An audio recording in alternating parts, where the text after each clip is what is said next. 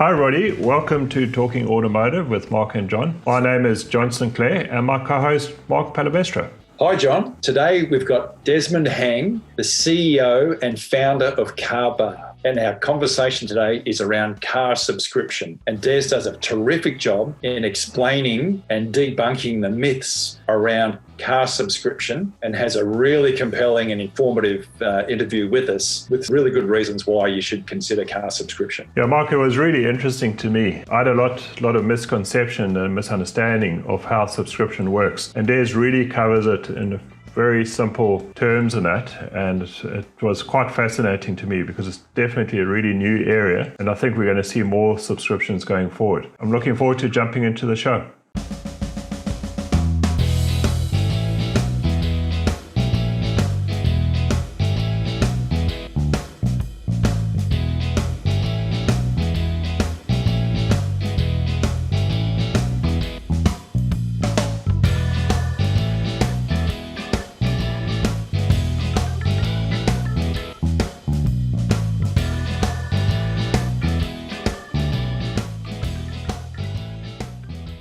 And before we jump into the show, we'll take a quick word from our sponsor. With 30 years' experience in auto logistics and state-of-the-art locations in 5 major Australian cities, Precar Fleet Services is an independent division of Precar Services, offering specialty fleet fit-outs for commercial applications ranging from simple tray and tow bar fitments to fully bespoke service body and accessory installation. With quality-assured safety, compliance and standardisation of vehicle builds, Precar Fleet Services are a premier all-in-one solutions provider for commercial vehicle fleet operators, leasing companies and original equipment manufacturers. For further information on how Precar Fleet Services can assist in solving your commercial vehicle fit-out needs, please visit precar.com.au and click on the link to Fleet Services. If you'd like to participate in a sponsorship of the show, please reach out to either John Sinclair or myself because we'd love to entertain that. Well, welcome, Des, and thank you for taking the time to join us on our podcast series. Thank you. We're basically a bunch of auto industry people that love this business.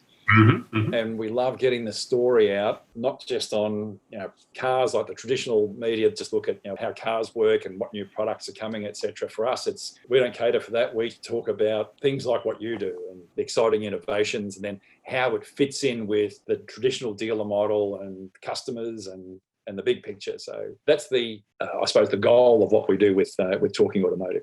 So in terms of sort of other topics that lead into this conversation, is it more of the fringe that you guys are looking at, and in terms of what's evolving in the market? A bit of everything. Yeah. A bit of everything. We started out talking about the industry and COVID and what was happening with it. And you and I, we met over a year ago now, but we've been seeing a trend, a shift in the market. The new car market's been declining here for 2 years. Yeah. So there's something fundamentally shifting. It's not just a seasonal thing. And with COVID, obviously there's been a big shock.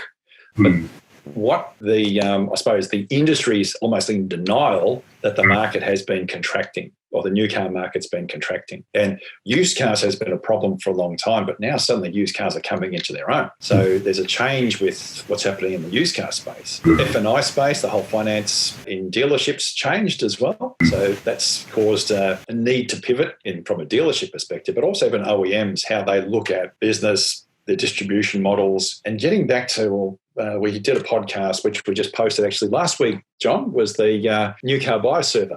And what's the average age of a new car buyer? It's 50. So what do people who get their license up until 40 buy? So primarily used cars.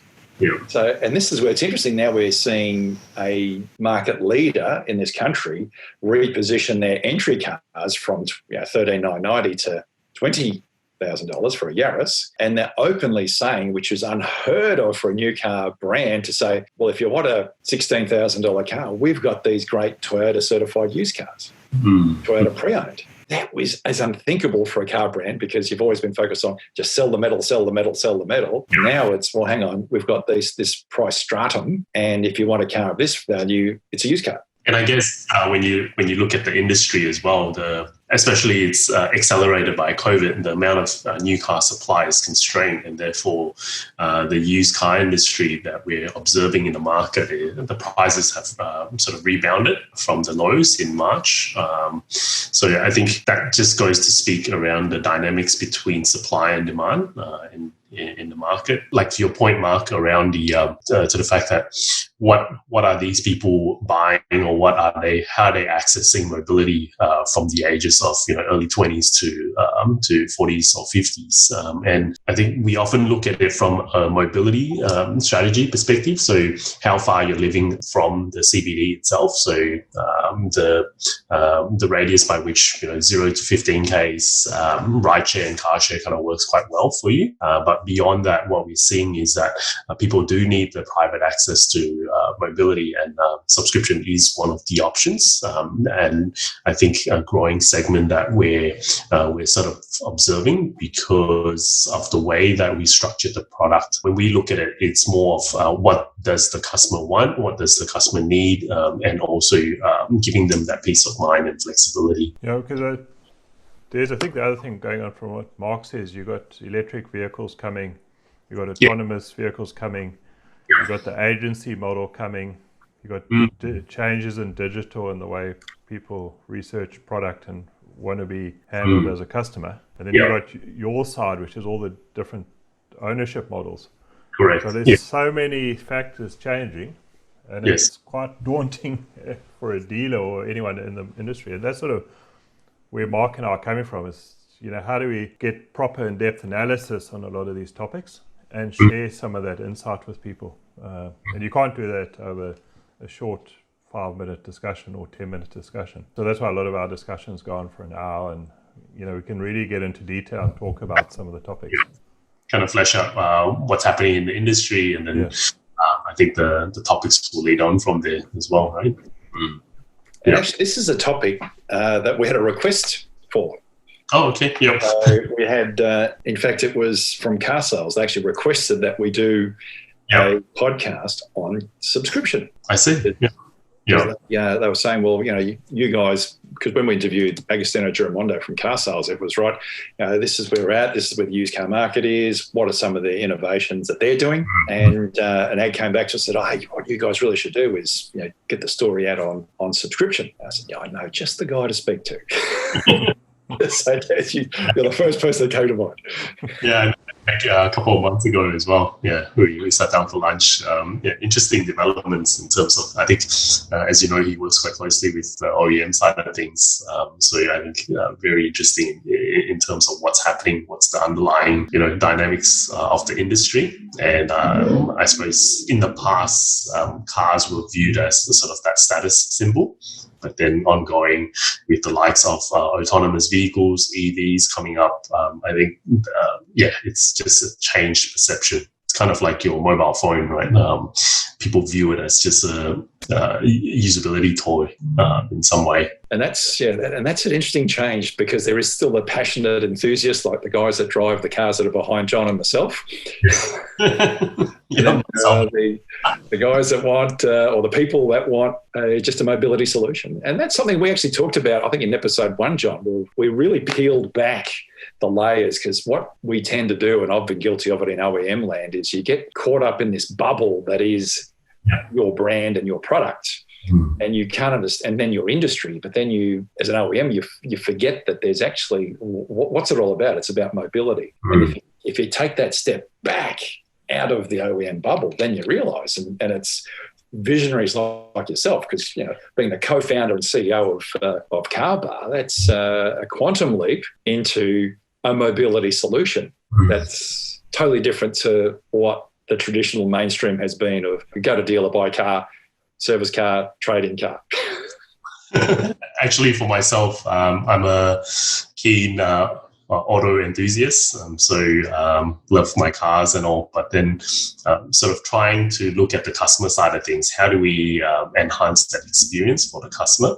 At the end of the day, that age-old dealership experience, something has to change from there. Something has to keep up with the times.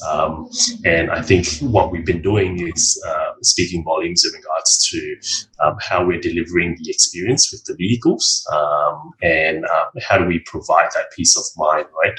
So I think one of the segments that we're sort of looking at is EVs. So pushing out EVs in a way that provides people peace of mind, because EV being a new product into the market, there's all these anxiety, like range anxieties, and having that subscription product on an EV helps people to dip their toes in the water in some ways. So it helps them to inform them, am I going to get used to utilizing an EV as part of my daily needs? Right. Now, I'm keen to ask the question, which everyone's asking, and they're hearing this subscription. So what is car subscription? So think of car subscription as a no locked-in lease that includes your registration, maintenance, insurance, roadside assist, and generally peace of mind on the access to the mobility function, right? When I say peace of mind, what we provide there is peace of mind around the residual value of the vehicle, peace of mind around the maintenance risk of the vehicle itself. So take, for example, if the gearbox blows up and you're out of warranty, you're actually paying for the access to the car itself rather than the actual vehicle. So we would swap one for one on the vehicle, and you continue to have the access there. For us, it works quite well because we can diversify that risk across our portfolio. So no dramas on that front. So there's a question from me is, it's fairly new, and to get a good understanding, how does it actually work? Can you just explain some of the details of, if I wanted to take out a subscription, what would I need to do? Yeah. So for us, what we've built over the course of last year as well is a self-serve e-commerce platform. So it's as easy as jumping on our site, carbar.com.au. There's a wide range, and what we offer up is choice and selection of vehicles on the site. So as a consumer, you go through, shop for the right car that resonates to you, go through the application process. We'll ask for your driver's license, Medicare card, and your 3 months bank statement and pay slips, after which you'll pay an upfront fee, and then that application will be submitted to us. So our finance team will go through an affordability check to ensure that you can actually afford that vehicle. So once that's approved, we'll actually procure that vehicle and deliver it to your door. So think of it like ordering shoes online, and then you get it in a time frame. So there's no actual test drive involved? No test drive involved, and that has been quite explicit on our end. We wanted to make it a full digital experience, and I think we've been very successful in doing that. Probably one of the first platforms in Australia to deliver that experience. So all I need to do to get a subscription, if I need a car, so instead of going down the traditional path of shopping online and going into a dealership, looking at a vehicle, test driving it, negotiating a price, going away, thinking about it, coming back and buying the vehicle, I can just go to your website, I click on what I like, I send you through my driver's license, Medicare, and some pay slips. Yep. And what's the sort of turnaround time for an answer on that? Usually within 48 hours or so, we'll come back with an answer. We're trying to speed that up. And then, as far as the vehicle's concerned, I then go to pick it up from a location, or what's the process there? Yeah, you can nominate for a delivery. So delivery is free of charge, 50-kilometer radius from our distribution centre, so within the CBD itself, or you can nominate to pick it up from our sites. So Des, what's the difference between a subscription and a lease? What are the advantages or disadvantages?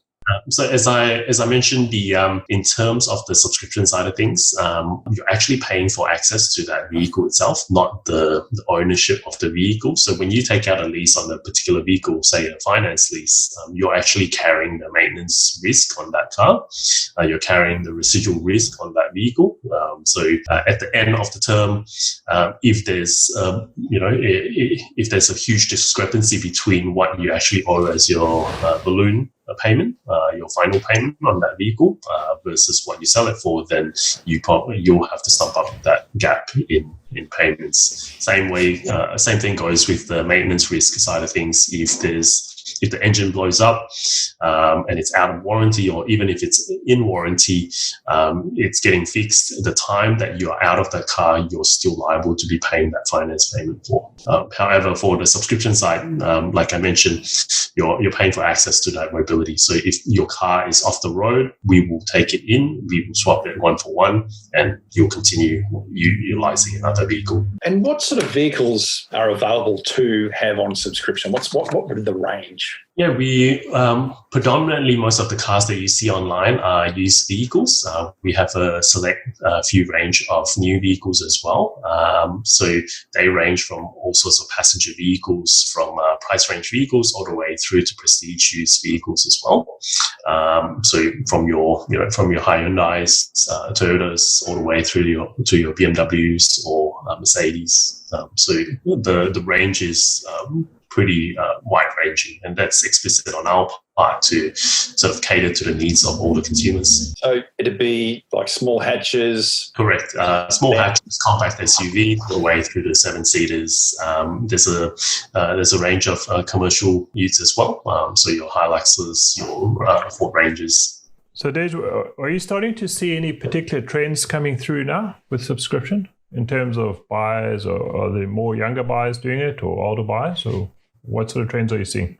So what we're seeing is the product resonates very well for young families.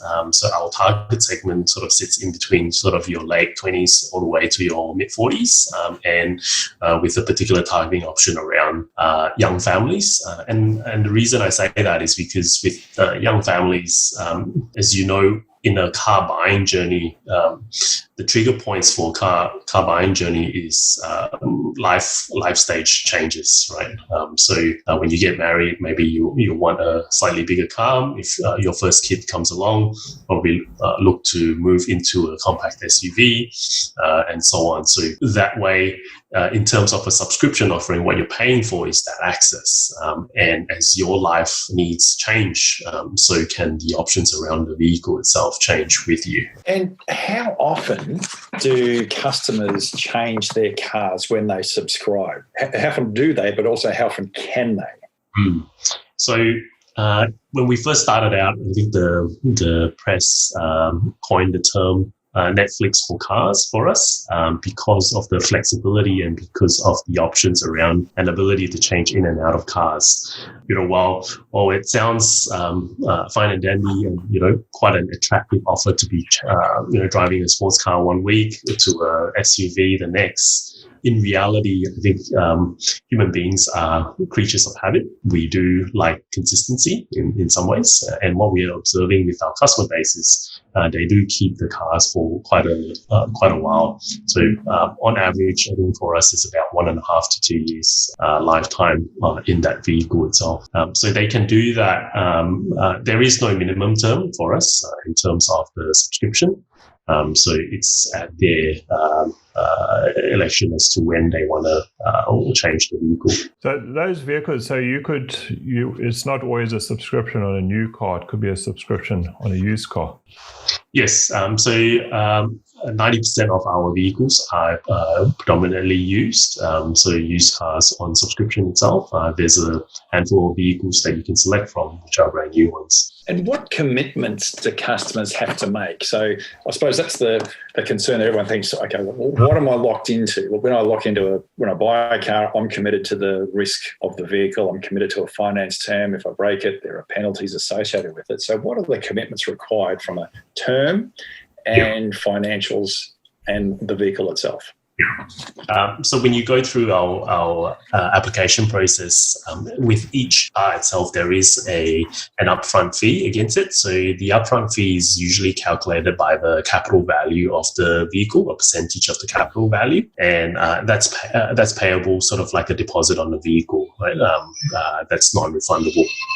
From there, like I mentioned, you'll go through that affordability check, and then pretty much we'll deliver that vehicle to you. The ongoing obligation on the vehicles is pretty much the weekly rate as what we've stated out on the site itself. So, example, if it's a BMW 3 Series that costs you $220 per week, then that's calculated against the capital value, the full capital value of that vehicle. to derive the subscription rate. So then what happens is, as a consumer, you'll just be paying that subscription rate. So everything is bundled into that price. We keep it nice and simple for them, and there's nothing that's additional to that. So you know exactly what you're paying for at the end of the day. And if your circumstances change and you want to end the subscription early, are there penalties? No, there's no penalties. All we ask for is a 2 weeks notice period, and then after that, you can hand back the vehicle from there. There's a similar way to taking out a finance loan? So I think on a finance contract, it's probably a lot higher obligation in terms of both. If you think about it from a finance perspective, it's a full recourse loan that you'll be taking out. So there's credit checks that you have to go through. And there's a lot more documentation that you have to put through as well. At the end of it, you have to live out the term of the loan. And then if you decide to have an early termination, usually there will be penalties against that as well. So just recapping, so they're keeping the car for basically 1.5 to 2 years. Yeah, correct. That's right. So there's this perception out there that with subscription that, if it's a sunny day, I've got a subscription, so I'm just going to go swap for a convertible. Yeah, I think that's the sort of dream and the perception out there. But then in reality, I think that doesn't really happen, because if you think about it, as a young family as well, you probably have car seats all installed in your car, and then after that, you'll have to go swap in and out. It's sort of a hassle for them. We do have an upfront fee for each of the vehicles that is put out there. So that, in a way, also encourages people to stay in the vehicles a lot longer. So there's more consideration for the type of vehicle that they've chosen. Because the question I was going to ask, which flows on from that, because with the hype that I've been hearing, and I may be hearing the wrong things, but subscription was, okay, well, I'm going to just have a subscription of X. And I can have SUV or a medium pickup 4x4 for winter, and then I can switch that into a convertible for summer. Yeah. Does that happen? Not really for us. While we do have a handful of enthusiasts that is willing to pay for that, but the general population, subscriber base that is subscribing to our vehicles, don't actually do that. They tend to stick to the vehicles, and they're very comfortable in that way. While the option is available for you to do it, people can swap in and out, as you say, from a convertible to an SUV for winter and things. The general public tend to stay into the car itself. So the creatures of habit still continue. Yes, exactly. The idea over here of, wow, I can change whatever I want, but the reality is, no, we get comfortable with our vehicle and we just continue with that and just pay this subscription, and we don't have any risk on that. Yeah, 100%. If I like the car, can I buy it? Yes, the clear distinction is that we don't offer a sort of a rent to buy model. So at any point in time during a subscription, you're not. We make it explicit that you're not building equity in the vehicle. But at the end of the subscription, once you terminate that subscription, you can actually buy the vehicle, and that vehicle will be sort of a mark-to-market price that you can purchase out. Okay. At the end of the subscription, does a customer have an obligation? Because you said that you can have it delivered to your house. Yes. Can they arrange for someone to pick it up, or do they need to drop it off somewhere? Yeah. So same thing goes. So we built this, as I mentioned, with the customer in mind. So with that convenience piece, with that full concierge offering. So whether we're delivering the vehicles to you or picking it up, we do it full service from that perspective. So if you terminate your subscription, we'll schedule a time by which our drivers will come and pick up the vehicles. So the same thing applies for servicing. So if you fall within that criteria of that 50-kilometer radius, then we'll try our best to schedule in that service. And then after that, drop a loan vehicle for you. We'll take the vehicle away for servicing. And then once it's done, we'll drop it back for you. And they don't pay for the servicing? No, they don't pay for the servicing. It's part of the subscription fee. So you pick the car up, drop it off for them for service, Do they get a loan car whilst their car's getting serviced? Yes, correct. Yeah. So really, it is a 100% mobility solution. Correct, exactly. So at the end of it is you are paying for the access. So when you're paying for the access, you should have access to that car. Wow, you must have an army of people that are moving cars around. No, not really. I think to my point earlier, because of what we're observing with our customer base, that they are actually keeping the cars for 1.5 to 2 years, that high frequency of change doesn't happen all that much. So we are not dealing explicitly in the car rental space. If you want to rent a car, that part of the segment is dealt with the car rental companies. For us, it's more of the prime customers. So what we're looking at, often I say our biggest competitor in the market is actually your primary car that's sitting in your driveway. So we're looking at changing the behavior of how you own that vehicle.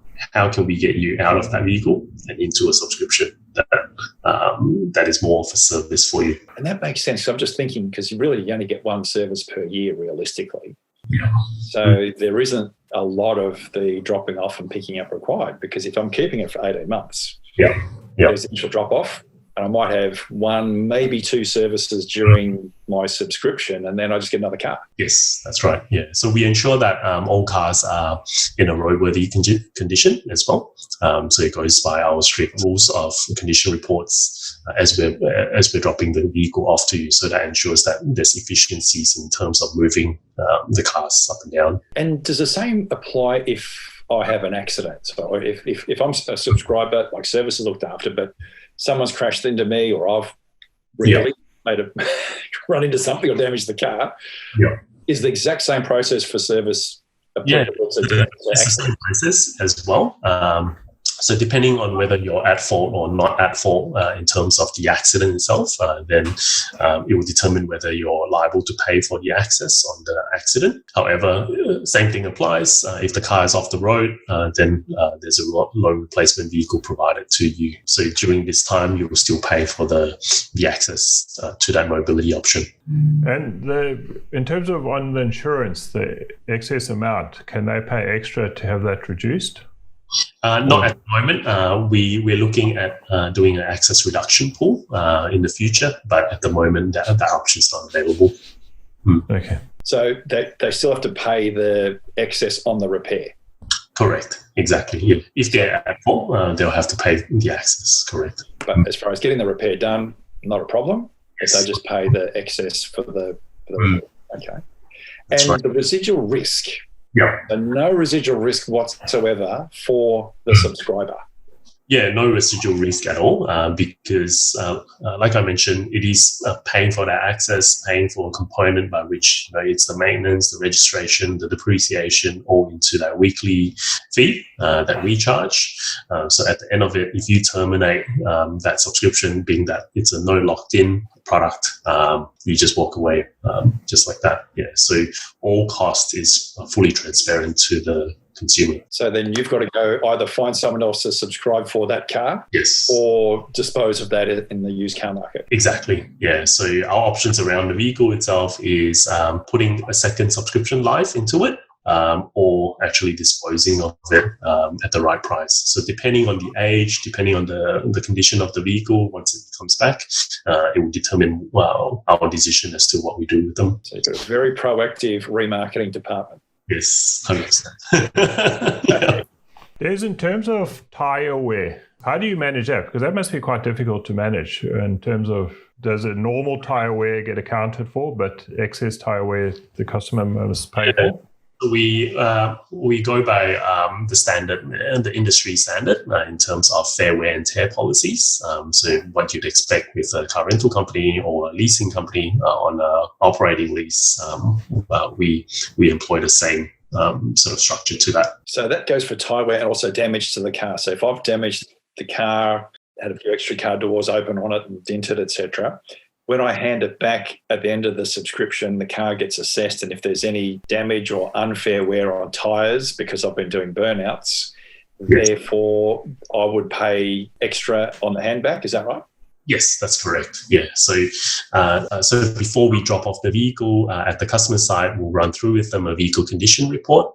So that will detail the condition by which we delivered the vehicle. So we'd expect some fair wear and tear after the car comes back. So if there's any wear and tear beyond that, then we'll look to recoup the cost from the customer. Yes, in terms of dealers, what is the opportunity for dealers to promote subscription and get involved from their side? So we work very closely with our dealer partners. What you see on the site is what we term as virtual inventory that's listed on our site. So these virtual inventory is actually provided for by our dealer partners. So there's two packages that we on how we work with our dealers. So one being that it's a quick and easy purchase of their stock. So when there's a subscription request, we would look to contact the dealer and then we will purchase that stock from them. Secondly, is sort of working with them as a profit share model. So if they're keen on putting out their vehicles on subscription, then they will still retain ownership of the vehicle, but we will do a profit share model with them, and progressively they can grow their fleet on subscription as well. But it's all facilitated and managed by our team at Carbar. So as far as incentives for dealers, big picture, what sort of response are you getting from the dealers, and why should they get involved? Yeah. So I think in terms of the response, they're looking at this as a new, as what we've been talking about. Subscription is a new segment in the industry. I think there's a lot of uptake. It's a growing segment. I think there's a recent report by McKinsey as well that states that by 2030, 10% of the vehicle population will be on subscription. People do view this as a viable alternative. So for the dealers, they are aware of this, and I think it's just another channel for distribution as well. So given that both their new, especially the new car side of things is declining, how do they look at sometimes moving pre-registered stock or demo stock out of their inventory, write the values back a little bit, and then after that, how do they feed that into their used car segment? So there's even a country dealer can maybe contact you and get involved. So even if a dealer's in Wagga Wagga or wherever, he can contact you and say, I'd like to get involved with you. And it depends on what demand there is in his area. So who promotes in that area? Would the dealer promote himself, or would you be promoting? If you jump on the site, there is no location filters on the vehicles. So we explicitly make our vehicle inventory available for everyone, all the areas that we serve, whether it's Melbourne, Sydney or Brisbane. As what you mentioned in terms of country dealers or dealers that's located everywhere, we don't isolate them into PMA areas. So that way, whatever stock that they have, they upload onto our site. We build a live integration feed with them, so it's dynamic. So as and when they delist their vehicles or relist new ones, it's made available on our site. So when there's a subscription request, we would look to procure that vehicle and then after that deliver it to our customers. And like I mentioned, since it's not such a high touch product in itself, that logistic side of things will just need to be worked out with the dealers themselves. Now it's interesting because we look at customers, and we always, in the conversations that we have on the show, we always start with a customer and then work backwards. So we've started with the customer, we've gone to the dealer. Now I'm keen to ask a question around the OEMs. So how have you seen, without naming necessarily OEM engagement with subscription, and also what has been the feedback, and why should they get involved in subscription? Yeah. So I think the feedback at the moment, I think it's also due to the size of Australia as a market. So from an OEM's perspective, Australia seems to be a smaller market compared globally. However, I think our ratio of cars to people or population is astronomical, or one of the highest in the world. So putting that aside, I think the amount of marketing budget that is allocated to the OEMs locally is not as high. So they're looking at it they're looking at subscription in the same way that the industry is looking at it, that it's a growing segment. I think opinions have not been formed by many, but they're keen and they see this as a key distribution channel. So a lot of the OEMs, I think, abroad, globally, the likes of Porsche, BMW, Mercedes, just to name a few, they've actually kicked off their own subscription program in the States, in Europe, and it's what we're observing. However, I think their motivation is different from car subscription players like ourselves. For them, it's more of how do I look at enticing customers that weren't traditionally appealing, or my brand wasn't appealing to these customers. So how do I get them to try my product? So I think a recent article with Porsche has mentioned that they've been quite successful with their subscription product. So they've priced it well. They're able to get people kind of testing out their vehicles, and then after that, put them into a consideration phase of should I be owning that Porsche vehicle in the longer term? So I think the motivation between them and between platforms like ours is slightly different. While it is, I think it presents us an opportunity locally over here to be able to work with them, to be able to appeal to a new segment of customers for them as well. So for us, it's working sort of like their outsource arm in terms of providing subscription services and maintaining the vehicles for them. So whether it's a profit share model or whether it is that we fully procure and purchase the vehicles, we can come to the table with the OEMs. Now, another question I'm keen to ask, just to summarise that, where's the sweet spot from a subscription perspective? Is it $1 per week? Is it like $2.99 a week, or what is that magic number? Yeah. So I think we'll probably have to look at it from a car buying behavior perspective. So if you look at a car purchase behavior, I think about 70% of the market will be looking at price range vehicles, and that would reflect on the capital value of the vehicles, right? So price range being this, 20,000 and below. So from there, you can ascertain from the 20,000 how much will you be paying on the finance, which will be comparative to a subscription offering when you cost up the total cost of ownership on that program itself. So I think long story short is that 70% of the market is looking at price range vehicles, looking at the compact SUVs, the likes of your Kia Sportages, your RAV4s and things like these. So you'd expect somewhere around the $25,000 to $30,000 capital value on that vehicle. So subscription rate will be somewhere around $180 to $250 per week. So that's a really compelling offer. Correct. Yeah. That is a compelling offer with no risk. Yeah, especially with taking into account no risk. Everything is just bundled in to one simple payment. So your reg, your maintenance, and then everything is full concierge for you as well. So there's no worries on your part. Yeah, it's really interesting because I think it's probably got, the older buyers probably so used to buying vehicles in the old traditional way, but younger buyers are so used to taking their mobile phones and that, and the convenience, and I think it's just, to me, I think it's a really interesting segment, and I think it could grow quite substantially. Yeah, and I think probably that's also ancillary behavior on the fact, and also observation, right, that the younger generations of today have less savings than the generations before. And it will continue to be that way because the world is going towards this leverage and credit, right? Everything's all about credit. And then how much can I afford? What's my cash flow position today? So can I afford that if it was $200 a week? Can I afford that if it was $300 a week? So I think the buyer behavior trends have shifted quite dramatically. Yeah. Because it's fascinating, because even we had a previous podcast, so we're speaking to some digital guys out of Estonia, and they were saying in countries like Finland, that young people under 25, 80-90% of them don't even have driver's licenses anymore. So the whole momentum of car ownership and when do I need a car, and that is all changing. So it's quite a fascinating sector. Yeah, I think what we're also seeing as well is, I think with the rise of rideshare, it becomes, that on-demand service. You can just call for a car. But I think to my earlier point around mobility options, if you stay beyond that 15-kilometer radius of CBD, then it becomes pretty expensive to just ride share everywhere or even car share. Yeah.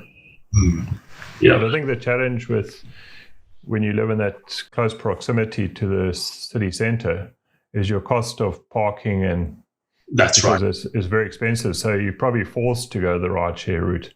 Exactly. Whereas when you're in the suburbs, it's easier to park in it. So then your subscription model becomes more interesting. That's right. And I think the benefit for us operating in Australia is that, as you know, we've got huge landmass. Australian cities are sprawling cities rather than, tall. Our city sprawls across quite a diverse area. So that's probably why you kind of see the ratio of population to cars being, number of cars on the road is astronomical. There's another question in terms of your rollout. Because you spoke mainly of Melbourne, Sydney, Yes. Brisbane, are you represented across the whole of Australia, or how do you look to expand in the future? So the last financial year, we focused on expanding to Sydney as well as Brisbane. Sort of getting more attention within those markets. Our plans is sort of looking at going national. So probably next destination will be Western Australia, and then looking at other states as well. And then with the possibility of looking to New Zealand as well, being that IAG is a major investor in our business. So that helps us in terms of a launch pad into New Zealand. Amazing stuff. I tell you what, this has been an eye-opener for me. Not sure about you, John, but it's really interesting, Mark. You've cleared up a lot of misconceptions out there, Des. And it was actually a good discussion that you had there, John, about I still hear people get confused with subscription and car share. Now, Des, would that be fair that you cop that a bit as well? Or is it just that I'm hearing it from being on the outside? Yes, I think because car subscription is so new into the market, we are building that category. We are increasing the awareness for the customers out there. Yes, but there's a lot of confusion around what is car share versus what is a subscription. So I think the distinction there is car share. You're actually sharing the vehicles with other people. So the likes of your Go-Gets, Car Next Door, being peer-to-peer, as opposed to ours, which is you have private access to the mobility function. That is the key distinction there. While car share works quite well in the short term, it becomes pretty expensive if using that as a full option all the time. Because the way I said, I'm keen to get your thoughts if I'm summarising this right, is that car share works if you are in a metropolitan, as John said, you don't have a car space and you're in a single-fronted terrace or an apartment, you'll use the car for short-term use. Yeah. Really, subscriptions about you live in the suburbs, you have a 2-car garage, and you are going through a life change because really you're about young families. Yeah. So young families aren't about living in a Paddington or a Richmond house or apartment. It's the either empty nesters or the double income, no kids. So your market really is suburbia, where you want to have a vehicle and you're paying off a mortgage. You just want to know what you're paying per week, and you want to have a fairly nice vehicle that suits your lifestyle, and you're really not going to change it for 18 months. But then you have the luxury of knowing that, well, if I have another kid, I can get a slightly bigger SUV when the other child arrives or whatever. As the kids grow, I need to upsize from a small SUV to a medium SUV to a large SUV. And I have that peace of mind that I'm just paying between $180 and $250 a week. And I've got it set in my budget, and that's just nice and easy. And I don't have to worry about maintenance or the risk on the vehicle, and I can just progressively update it every 2 years. Yeah, 100% correct. Yeah, because I think what is fascinating for me is that difference, which I didn't really understand, the difference between a lease and a subscription. Is your ability to get your finance approval is easier through a subscription. And I hadn't really understood and thought about that. And that's quite interesting, because if you're a young couple and you need the second car or get into the market, it helps you get in, whereas previously you might not have met the requirements to over the whole life of a car. You could jump into a subscription. So I guess what we're looking at is more of the affordability. Can you actually afford that BMW X5? And because it's not a locked in term, so therefore if you can afford that for that period of time, then and then if there's a life change, let's say you lost your job or you needed to, sales is not doing as well, maybe change out to a cheaper vehicle from that point on. And also, if you had that X5, I'm not saying X5s have problems, but say you had a vehicle and it had a series of problems, if you own it, you've got to battle with the OEM to exactly, and we know how it is. Even if there's warranty on the vehicle, just to claim it back, I think it's a difficult and long process, right? Let us deal with that problem, because we can do it far more efficiently through our portfolio of cars and relationship. And if you don't, you subscribe to a car and then you realise, I don't actually like driving this car because it has an uncomfortable seating position. I can change that car based on, I give you 2 weeks' notice to swap to something else. Yeah. But I can change. I said, well, I've had that car. Whereas if I owned it, I would have to trade it in. That's right. Yeah. So that's why I think going back to your earlier questions around, how are we delivering this experience? Why do people don't actually even ask us to look at their cars? And this is precisely the point. So these are what we went through when we built out the product were trigger points at which customers will actually feel happy, without looking at the car, without touching the metal itself. How do we get them to feel comfortable in delivering the vehicle to them, getting them to purchase it in that way? So that online delivery side of things, if you ask a person to drop $20,000 fully online without touching or looking at the car, then they want to have all their 10 options on the vehicle, whether it's color, sunroof, the wheels, the leather color, all line up. So that, because they're paying such a big fee for it. However, on subscription, maybe it becomes just the 3 out of the 5 or 3 out of the 10 options. So I'm happy to take that car, which is a silver BMW or black Mercedes, and I'll wait for when you guys have a white Mercedes per se. Right. So the other thing, Des, which is quite interesting to me, is we recently spoke to Plumfleet on car allowance and the risks if someone uses their vehicle on behalf of the company and that vehicle hasn't been maintained or kept to the right level. So you would tick all those boxes to make sure that the vehicle has been maintained correctly, it's serviced correctly, it's got the right insurance, everything properly. So you would tick all the boxes to reduce the liability of directors in that situation. So that's also quite interesting, Mark. I don't know if you want to comment on that. Yeah, that's actually a very good point, because in that situation, can you actually then claim the subscription from a tax perspective? Interesting. The tax implications, I don't know. Yeah, so for us, we received the private ruling that allows us to push out a novated subscription product. So that's sort of in the mix. As a company director, and you're eligible for that novated side of things based on your salary, then you can actually utilize part of your pre-tax dollars to contribute as salary sacrifice for subscription as well. So that's fantastic. Sort of a game changer for us, yeah. So you can novate a subscription. Correct, exactly. That's right. That is great. That's great. That's huge news. Yeah.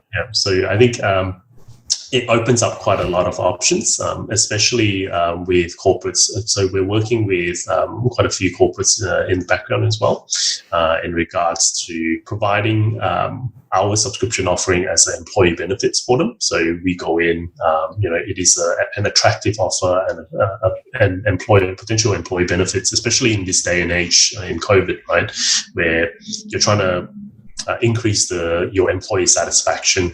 So this becomes an attractive offer for them as well. And then after that, look at options around offering them a subscription that's on a novated type product. Historically, as an employee, you probably had to be a full-time employee after your probationary period to be able to access novated leases and also take it out for a term. So the risk in doing that is if you were made redundant and say you were only a year into your novated lease out of a 3-year contract, then your residual risk on that vehicle is massive, because the first year of depreciation on the new car is exorbitant on there.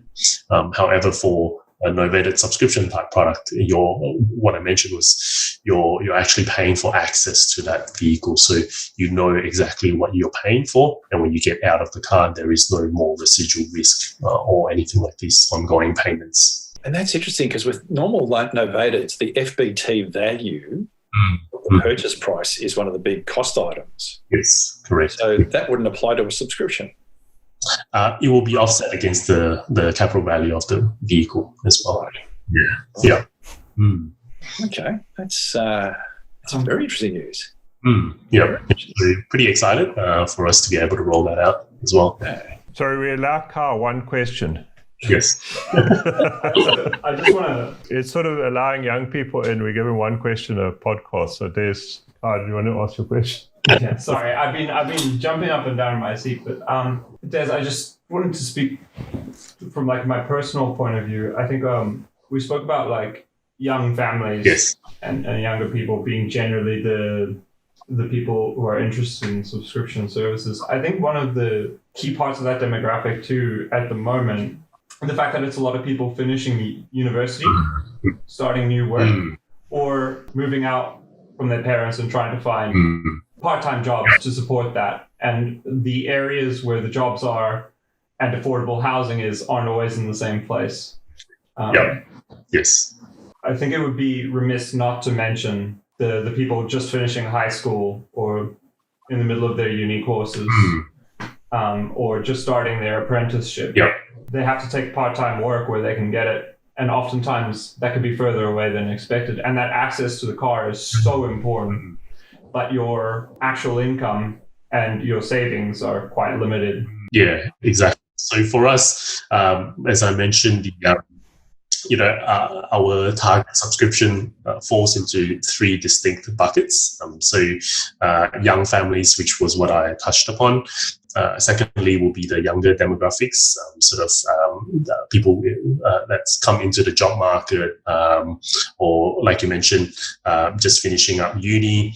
I think because of the lack of savings and therefore the need for a car as a utility itself for them to get to and fro from work, that appeals quite a lot to them because of the way that we've structured it, because of what we're looking at in regards to total cost of ownership. They know exactly what they're planning for. So that gives them the ability to forward plan their finances and seeing that, if I'm renting this place to live, what sort of subscription offer can I take up as well, so that I can have that car as a utility to go to work as well. So the third bucket in itself is sort of your older couple, so sort of towards more progressed lifestyle. So they're looking at it more from a lifestyle perspective. They're looking at it and they don't mind paying for the convenience. So you'll see them subscribing to prestige used vehicles, but they don't want all the headaches. If the car breaks down, what am I going to do? I don't want to be spending my day at a workshop. If I want to sell the car, there's good options out there with car sales, doing private listings. But do I really want tire kickers coming around my place to test drive my car? car. It's a risk for me. So if I want to get out of the car and it's on subscription, I just hand it back and get something else. So I think that full sort of completes that solution for people. So we looked at different facets when we started building out this product, and it really resonated with us. And often for me, when I'm building a product, I often think if I'm a customer of that product, that means that I think, and I'm willing to pay money for that. That's kind of putting myself in the customer's shoes. So for me, I subscribe to a Tesla. So that's sort of an introduction into the EV market, as well as understanding why would someone actually want to subscribe to a vehicle as well. There's another question I have, and this is probably two parts to it, and it's part of what Carl was saying. The average length a private buyer normally keeps a car in Australia is about 8 years. Yes. And I was surprised at that length of time. I didn't realize it was that long. If someone took a subscription and he kept it for 6-7 years, would his subscription amount come down over time? Or would it be better for him to hand it back and get a new subscription? So we try and incentivize our subscribers to get out of the car sort of somewhere between 2 to 3 years. But we're about to release a sort of what we term as carbar loyalty program. And what that means is we are looking to reward our customers or subscribers that have been with us for a longer period of time. So after a year that you've been with us, we'll look to step down your weekly subscription commitments based on that car. So example, if it was that BMW 3 Series that you were paying $220 per week for in the first year, then we'll look to step it down to say the next year you'll have to pay $200 instead. So it's kind of commensurating the depreciation that you would have experienced on a year older car. So in general, people often look at subscription and think that it's far more expensive than a lease if you were to compare it with a 3-year lease. And that is true if you were to calculate it based on $200 times 52 weeks times 3 years. However, subscription, you're not actually building equity on. So this loyalty program is looking to address that issue. So we're actually stepping down so that when you compare it with a 3-year lease, then it becomes very comparable, very competitive. With that, giving the option around, a peace of mind on the warranty risk side of things, as well as the residual risk. And then there's the second part of the question: if I'm a young person just out of uni or whatever, and I need a low-cost car, could I come and do a subscription on a 5-year-old car? Do you cater in that sort of bracket? So usually our subscription is cars that are below 5 years old, less than 5 years old, and generally less than 100,000 kilometers. So like I mentioned, warranty risk is a big issue, and also we want our subscribers to be in roadworthy and safe cars. So beyond those age limits and beyond those mileage, then it's sort of we're sort of taking the additional risk that we're putting our subscribers through. Yeah, Des, I think this has been fantastic. I've really found it fascinating. Mark, are there any more questions from your side? No, it's for me. It's thank you, Des, once again. I think you've busted a lot of myths around subscription. Yeah, I think you've made it so easy, and I think the most powerful word that you use, and this is something David Kane. We interviewed David Kane from the US. He's an esteemed automotive specialist and consultant to the industry, and he comes over here to the AADA to speak. And he really highlighted the need for customer experience, and it's almost a word that is used as a cliche, but it is so critical to be the centerpiece of everything. And he talked about the digital experience. What you've just articulated for me, I made some notes here, and I'm keen to correct. Now, I'm keen to go through a summary of the notes that I've taken. I've taken 2 pages of notes here. So correct me if I've missed anything, but the highlight for me is it's the experience of the customer, and that's what you've built this whole business model around. And it's and it gets back, John, to what Christoph de Perna was saying in one of our earlier podcasts, the move from ownership to usership. So realistically, you're providing people access to a vehicle, not ownership. And these vehicles are less than 5 years old or 100,000 K. So it ticks that box that Matt Pressey talked about, John, from a risk perspective, and that you're driving a good quality new car, latest safety features, and it's roadworthy and it's in good mechanical order. Because the beauty is, the problem that you're solving is that you don't have to worry about service. You don't have to worry about residual risk. That's all borne by carbar. So me as a client, I can look at a affordable lease rate of between $180 and say $250 a week.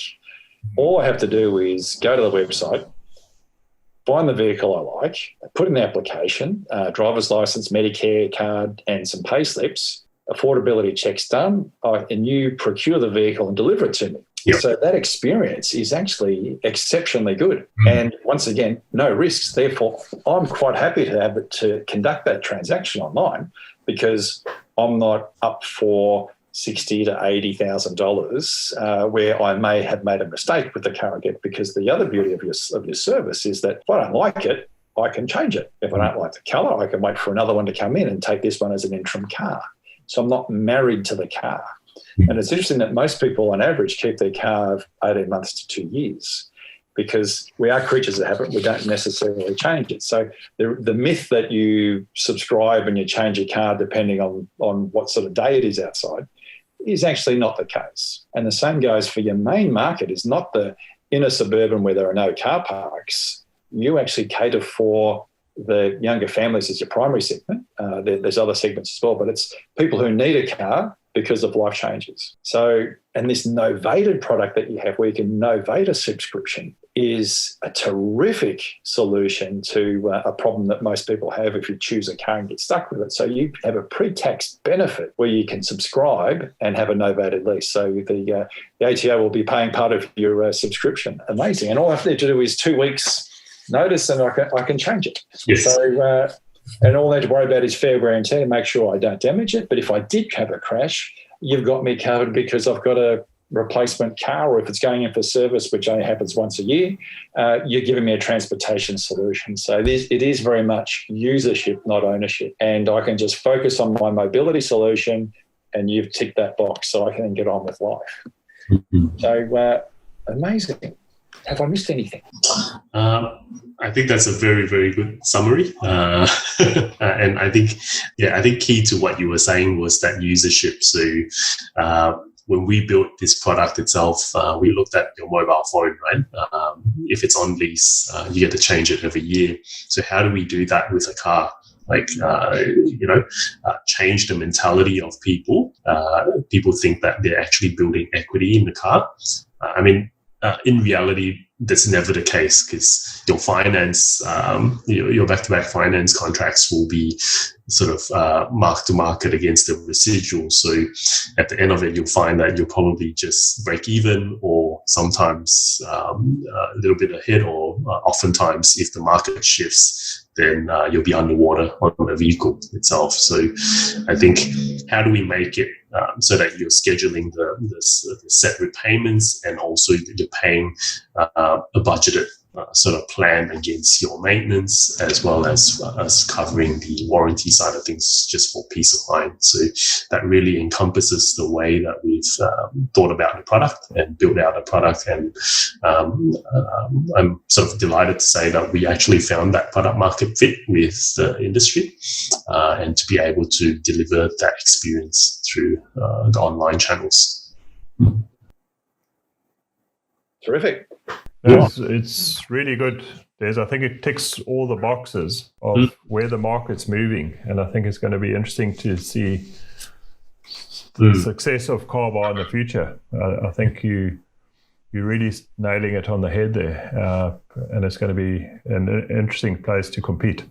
And I think Crystal said that too. It was one of his predictions in his podcast, saying that's where it's all going to go, and he felt it was even bigger than what you were predicting. But it's a fascinating place. And it's amazing, actually, Des, because we're just summarising. There were 3 different podcasts that we've done with 3 different people from 3 different locations globally, one from the US, one from Hong Kong, one domestically. So we looked at the experience, which was highlighted out by David Kane out of the US. Christoph de Perner from Allianz in Hong Kong was talking about the usership as opposed to ownership. And Matt Presney with Grey Fleet, because people are using their own car, especially with COVID, this is a fantastic solution to have a good, safe, newer car. Because actually one of the other podcasts we did was on the new car buyer survey, and John referred to the average age that people own their new cars for is nearly 8 years of age. So you're actually providing an incentive to reduce the age of the car park on Australian roads. So the more people that subscribe, then the actual knock-on effect will be longer term that we have a younger a younger car park, because there'll be this turning over of a more structured process to turn your car over earlier, as opposed to I bought it, I own it, I'm just going to retain it and really drain the residual to the maximum depreciation that I can get out of this car. Correct. And I think in what we do as well, like to your point around turning over the car park, it is increasing the velocity of sale. So in my view, and it's an important one because we're working with the industry. We perceive the industry as industry players like dealers, like OEMs, as players that we do need to partner up with, because if we're pushing this innovative way and changing the behavior of people, we need the support of the industry to be able to push forward and to test our propositions. And shifting the thinking there, and also increasing the velocity by which you sell the car and you turn over the car. It's a win-win situation for all in the mix, because the larger amount of turnover, the better for everybody as well. Absolutely. Now, this is I can see huge longer-term benefits. When you talked about also before that by 2030, 10% of the volume will be on subscription in some way, shape or form. So just by virtue of that, we'll actually freshen the car park. And as subscription grows, that car park will get renewed. That's fascinating stuff. I think, John, that opens up another podcast that we need to do, which is on the wrecking and recycling business. We need to find out how that bit works, because we want to get these cars off the road so that we can just keep churning more through subscription. Yeah, but it's a good point, because as you said, Mark, the quicker the cars turn over, because when cars are 10 years old, the safety elements in a new car are far superior now than they were 10 years ago.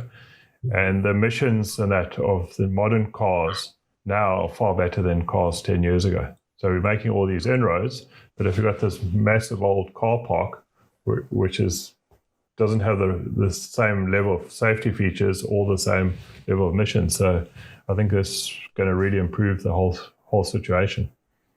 And that's sort of one of the key reasons by which IAG looked at this as a investment piece, because if we're actually improving the safety, it also helps in their insurance coverage around these cars as well. So for them, it's also, how do I empower my insurance base so that they're actually in safer cars, looking at how do I create a safer communities in regards to the cars that are on the road.